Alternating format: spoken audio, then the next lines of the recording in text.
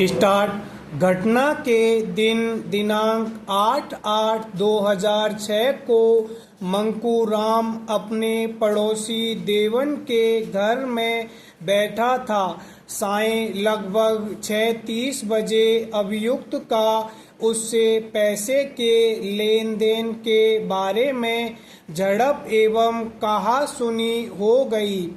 उस पर अभियुक्त ने मंकूराम को धक्का देकर गिरा दिया और उसके पेट पर चढ़कर उसे कुचलने लगा। तब से और अगले दिन उसके पेट में तेज दर्द होने लगा। अतः दिनांक 9/8/2006 को उसे अपोलो हॉस्पिटल बचेली में भर्ती कराया गया, जहां से उसे महारानी हॉस्पिटल जगदलपुर भेज दिया गया, जहां उपचार के दौरान दिनांक 11/8/2006 को मंकूराम की मृत्यु हो गई। पोस्टमार्टम रिपोर्ट के अनुसार उसकी मृत्यु छोटी आंत में चोट के कारण परिणामित सेप्टेसेमिया के परिणाम स्वरूप हुआ आघात था। विचारण न्यायालय ने अपीलार्थी को भारतीय दंड संहिता की धारा 302 के अंतर्गत दोषित एवं आजीवन कारावास के दंड से दंडित किया, जिसकी पुष्टि उच्च न्यायालय छत्तीसगढ़ ने भी आक्षेपित निर्णय दिनांक 27/7/2014 के द्वारा कर दिया। अतः अपीलार्थी की ओर से यह अपील प्रस्तुत किया गया। उच्चतम न्यायालय के समक्ष मुख्य विचारणीय प्रश्न था कि क्या अभियुक्त अपीलार्थी ने भारतीय दंड संहिता की धारा 300 में यथा परिभाषित मृतक की हत्या कारित किया, और इसलिए दोनों अवर न्यायालयों ने ठीक ही अपीलार्थी को भारतीय दंड संहिता की धारा 302 के अंतर्गत दोषित किया या दोषित को भारतीय दंड संहिता की धारा 304 के भाग 2 में परिवर्तित किया जा सकता है। पैरा। कब कोई आपराधिक मानववध हत्या होती है और कब आपराधिक मानववध हत्या नहीं होती है, इसका निर्धारण करने के लिए भारतीय दंड संहिता की धारा 300 का अवलोकन आवश्यक है, जो इस प्रकार पठनीय है।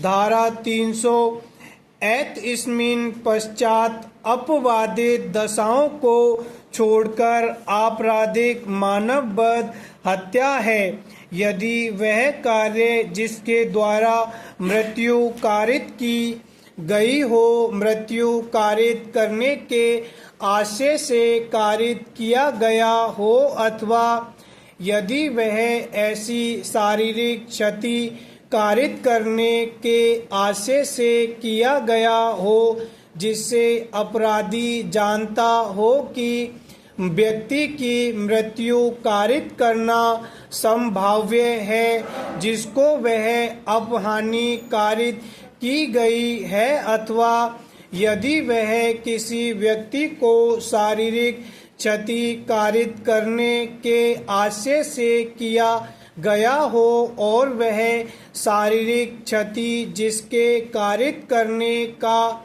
आशय प्रकृति के मामूली अनुक्रम में मृत्यु कारित करने के लिए पर्याप्त हो, अथवा यदि कार्य करने वाला व्यक्ति यह जानता हो कि वह कार्य इतना आसन्न संकट है कि पूरी अधिसंभाव्यता है कि वह मृत्यु कारित कर ही देगा या ऐसी शारीरिक क्षति कारित कर ही देगा जिससे मृत्यु कारित होना संभाव्य है और वह मृत्यु कारित करने या पूर्वोक्त रूप की क्षति कारित करने की जोखिम उठाने के लिए किसी प्रति हेतु के बिना ऐसा कार्य करे।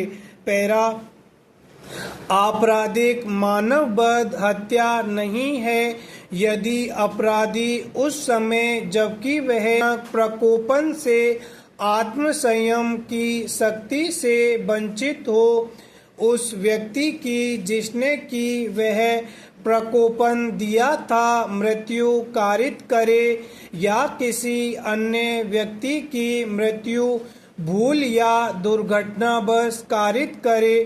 ऊपर का अपवाद निम्नलिखित परंतुकों के अध्ययन है, यह कि वह प्रकोपन किसी व्यक्ति का वध करने या अपहानि करने के लिए अपराधी द्वारा प्रति हेतु के रूप में इप्सित न हो या स्वेच्छा प्रकोपित न हो।